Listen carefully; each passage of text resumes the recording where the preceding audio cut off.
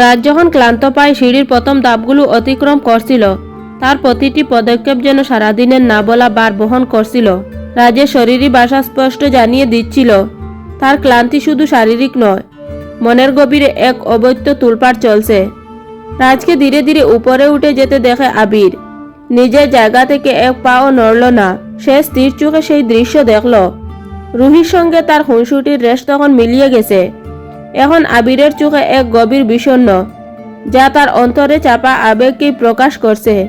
রাজ অদৃশ্য হয়ে যেতেই আবির অত্যন্ত শান্ত স্বরে, প্রায় ফিসফিস করে কথাগুলো বলল, যেন শব্দগুলো শুধু নিজের কানে পৌঁছায়।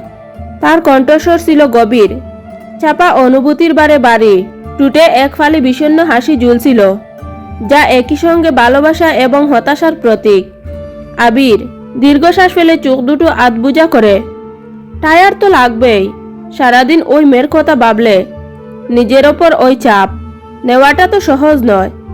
এই মুহূর্ত থামল সে।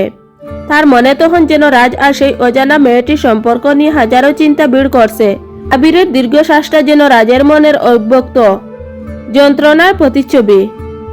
আবির, না জানি এখন কি অবস্থা ওর, ও কি একই রকম কষ্ট হচ্ছে, নাকি ও জানেই না যে রাজ সারাদিন শুধু একে নিয়ে ভাবছে। এই অসমাপ্ত ভালোবাসা, এর পরিণতি কি হবে? আবিরের কথা ছিল না কোনো অভিযোগ, শুধু ছিল এক গভীর সহানুভূতি আর এক রোমান্টিক আশঙ্কার সুর। সে যেন দেখছিল রাজের হৃদয়ের গভীরে এক মিষ্টি অথচ যন্ত্রণাদায়ক প্রেম বাসা বেঁধেছে, যা দুই ভাইয়ের মধ্যকার সব নীরবতার কারণ। এই প্রেম, যা রাজের ক্লান্তি, দ্বিধা আর বিষণ্ণতার মূল উৎস, তা আবিরের হৃদয়ে ও এক নরম আঘাত করছিল। রুহি খাবারের ব্যাগগুলো নিতে নিতে আবিরের ফিসফিস করা কথাগুলো শুনতে হালকা পেল, বুঝতে পারেনি।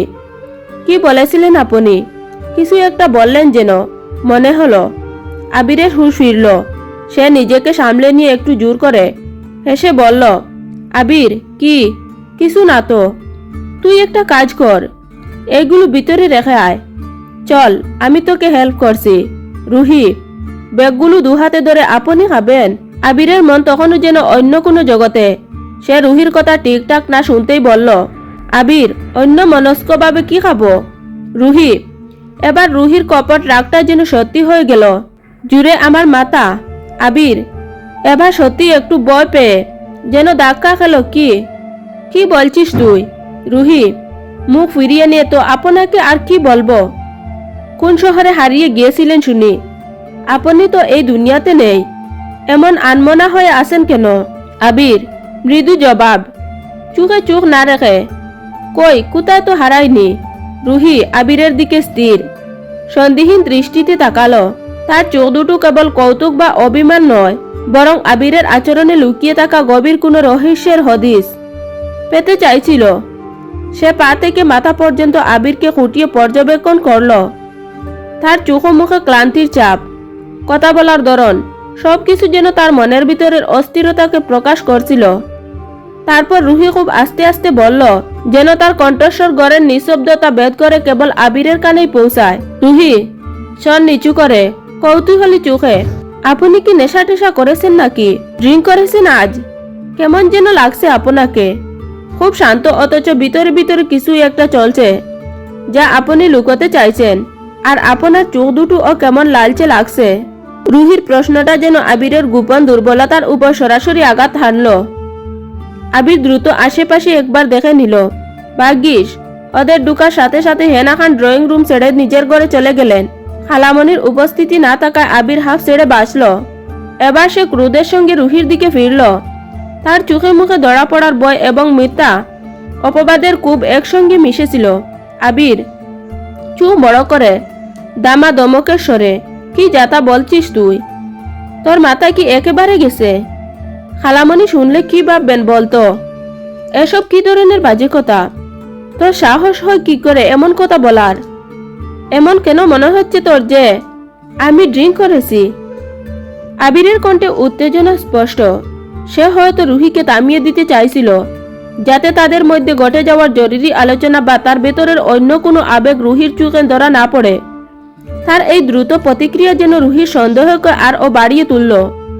রুহি হয়তো বুঝলো আবির কোনো একটা কিছু লুকাচ্ছে, যা কেবল রাজ আর আবিরের মধ্যে সীমাবদ্ধ। রুহি মাথা নেড়ে আবিরের প্রতিটি ভঙ্গিমা পর্যবেক্ষণ করতে লাগলো। তার দৃষ্টি যেন আবিরের হৃদয়ের প্রতিটি কোণে প্রবেশ করতে চাইছে। রুহি দৃঢ়কণ্ঠে আপনার কথাবার্তা দেখে, আপনার চোখ, আপনার মন সব যেন অন্য কোথাও। আপনি এখানে দাঁড়িয়ে আছেন, কিন্তু আপনার মনোযোগ, আপনার আত্মা যেন অন্য কোনো দূরবর্তী জায়গায়।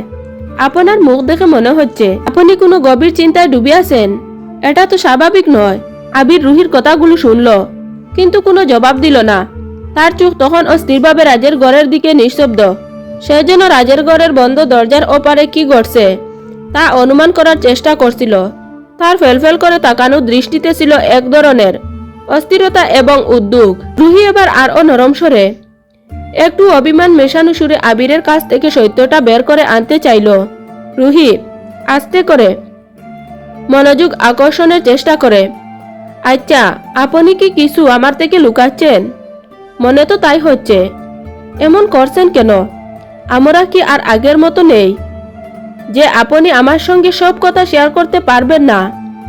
আমার সত্যি খুব চিন্তা হচ্ছে। রুহির প্রশ্নটি যেন আবিরের ডিফেন্স ভেঙে দিল। সে যেন আচমকা ধরা পড়ে গেছে। তার শান্ত থাকার চেষ্টাটা এবার ব্যর্থ হলো।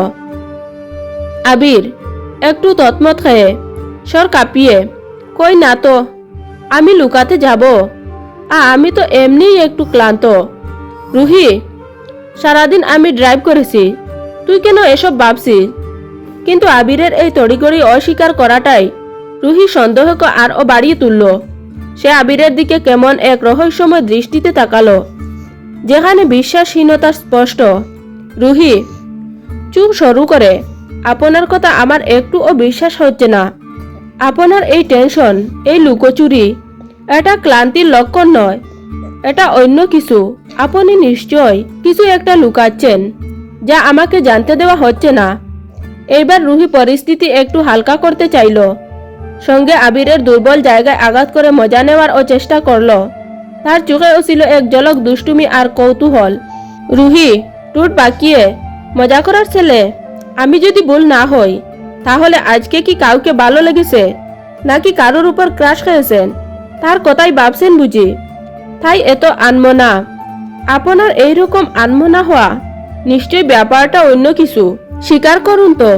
রুহির দুষ্টুমি ভরা প্রশ্নটা তখন শেষ হয়নি, কিন্তু আবির তখন অন্যমনস্ক। তার সমস্ত মনোযোগ তখন রাজের ঘরের দিকে নিবদ্ধ। সে যেন গভীর কোনো চিন্তায় ডুবে।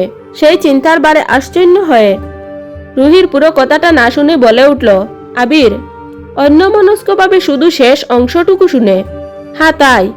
এই দুটি শব্দ যেন এক মুহূর্তে রুহির হৃৎপিণ্ডকে থেমে দিল। মজা করে বলা একটা সামান্য কথা এমন অপ্রকাশিতভাবে সত্যি হয়ে গেল। রুহির মজা করার প্রচেষ্টা যেন তার নিজের দিকেই বুমেরাং হয়ে ফিরে এলো। রুহির চোখে মুখে তখন হাজারো প্রশ্ন। তার মুখটা কেমন যেন এক নিদারুণ মন খারাপের মেঘে ডেকে গেল। এই মুহূর্তে সে আবিরকে নয়, বরং তার নিজের ভিতরে শুরু হওয়া এক অচেনা ব্যথাকে দেখছিল। রুহি নিজে জানে না কেন এমন হচ্ছে, কিন্তু বুকের ভিতরটা হঠাৎ মুচড়ে উঠল। এই সামান্য ঘটনায় তার জগতে যেন এক ফাটল ধরল। আবিরের দৃষ্টি তখন অস্থির। সে শুধু রাজের বন্ধ দরজার দিকেই ফেলফেল করে তাকিয়ে আছে। সে হয়তো এখন ও রাজ আর সেই মেয়েটির সম্পর্কের জটিলতা নিয়ে ভাবছে, তাই রুহির কথায় তার মনোযোগ ছিল না। রুহির চোখে পানি ডলমলো করতে লাগলো। সে যেন এই মুহূর্তে ভালোবাসা ও হারানোর এক অদ্ভুত মিশেলে ডুবছে। তার নিজের অজান্তেই আবিরের প্রতি তার যেন একটি কোমল অনুভূতি ছিল, যা সে নিজেও জানত না। তা এই মুহূর্তে প্রকাশ পেল। তার গলার কাছে কান্না দোলা পাকিয়ে এলো। সে কোনো মতে নিজেকে সামলে নিয়ে অশ্রুসিক্ত কম্পিত গলায় বলল, রুহি। দীর্ঘ গম্ভীর নিঃশ্বাস ফেলে, সত্যি? কার কথা ভাবছেন? এমন কি ঘটল যে আপনি এত আনমনা হয়ে গেলেন? আবির তখন ও পুরোপুরি রুহির দিকে মনোযোগ ফেরায়নি। সে উত্তরটা দিল শুধু কারণ তার মনেই নেই সে কিছুক্ষণ আগে কিসের উত্তরে হা বলেছিল। আবির অন্যমনস্কভাবে মাথা নেড়ে হা। আবিরের এই দ্বিচারি রুহির বুকে গভীর ছুরিকাঘাতের মতো বিঁধল। তার কাছে একটা নিশ্চিত হলো যে আবি সত্যি সত্যি অন্য কার ও প্রেমে পড়েছে। রুহির ভিতরের কষ্টটা যেন দ্বিগুণ হয়ে গেল। দরজার কাছে দাঁড়িয়ে থাকা রুহি এবার যেন সেই দরজার মতো বাড়ি আর স্বস্তির হয়ে গেল। তার চোখে নেমে এলো এক গভীর বিষাদের ছায়া। রুহি এবার করুণ স্বরে বলল, চোখে জল ধরে রেখে কে ওই মেয়ে? নাম কি? কোথায় দেখা হলো? ভিডিওটি ভালো লাগলে লাইক কমেন্ট করবেন এবং সাবস্ক্রাইব করে রাখবেন।